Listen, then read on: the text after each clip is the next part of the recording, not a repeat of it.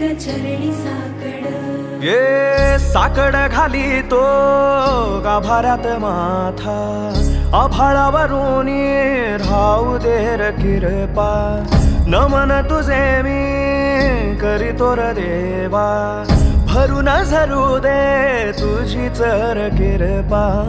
हिमतीचं बीज दे पोई तुझ्या दारची उभं राहू वादळी ना भीती कुणाची साथीला तू राहू मी वाट चालतो खडतर वागडी असो दूरची